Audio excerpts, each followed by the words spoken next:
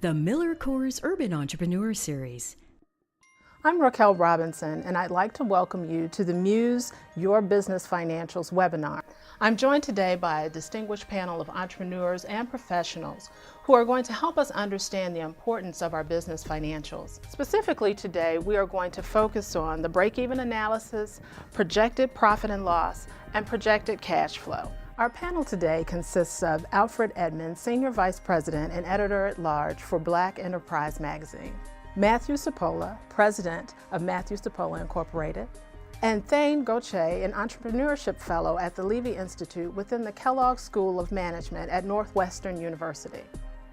The business plan plays multiple roles in doing business, but why is the break-even analysis included? Well, your break-even is a critical figure to know. One, for your own selfish reasons. You want to know at what point am I going to stop losing money on this business and I'm actually going to cross over into the black, into making money on this business. But if that's important to you, that is even more important to your investors. It's even more important to your employees that kind of want to know that they're going to actually have a job a few years from now. So your break-even analysis should really accurately, and again, based on real numbers, real trends, a real solid, realistic basis, at what point are we going to go from operating in the red to actually operating in the black, and what has to happen between now and that point to make that happen. We've talked about projecting revenue, but we also need to project profit and loss. Can you talk to us about that? This is one of my favorite parts of the business plan because, unfortunately, as a highly educated person, as a very skilled professional in your field, when you go for that loan, when you go apply for an angel investor to possibly invest in your company, they don't ask you for your report card. They don't ask you for your degree. They're going to look at your profit and loss statement, and that's basically a great indicator to find out what you have coming in, how you're paying your bills, and after all the expenses you've got going on, how profitable are you, or are you continuing to operate in the red? And that's a great indicator for people to basically get a good snapshot. And one of my favorite ways to indicate the success of my month-to-month game plan throughout the business is obviously inside the profit and loss statement. The first financial statement that I look at when I'm evaluating a business is the income statement. It's the simplest to understand, it's the quickest, and if the entrepreneur doesn't understand that, we've got some other problems that we're going to need to look at. Projecting a profit and loss statement it's a little bit of science and it's a little bit of art. The science is things have to mathematically add up. They have to equate. If you say you're going to grow profits 5% a year, I'm going to check to make sure that your profits are actually growing at the 5% of the year that you said in the business plan.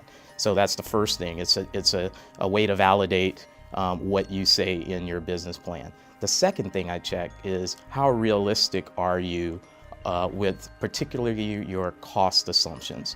One of the biggest mistakes we see as an investor is entrepreneurs underestimating their costs.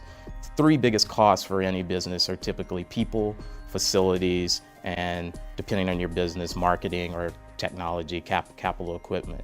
If you think one salesperson is going to do sales calls nationwide for your entire business in year 6 and you're going to make $100 million doing that, that's not realistic, and that's one of the first things that I check. Another aspect of the financials is the projected cash flow. Can you talk about the projected cash flow? From a personal standpoint, you always have the saying, I have too much month at the end of the money.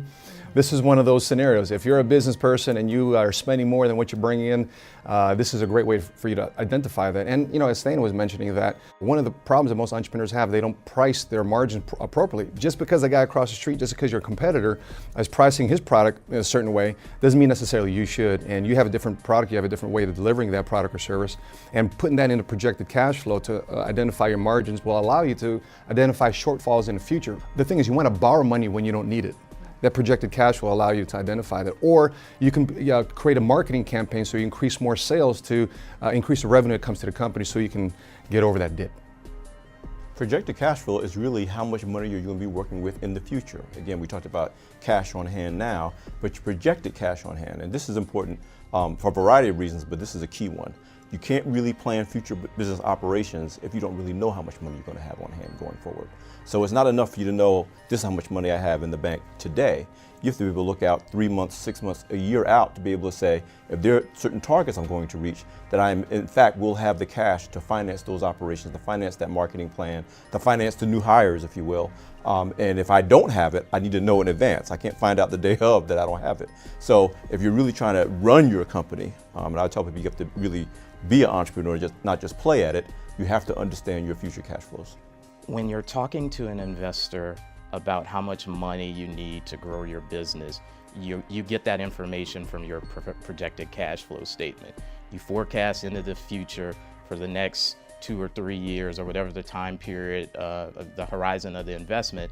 You're forecasting when you have to pay bills, how often you have to pay bills, how much those bills are going to be, and the largest negative cash flow amount that you have, the largest gap between how much you owe to people and how much money you have on hand to pay them in that particular time period tells you how much money you need to go out and raise for that time horizon.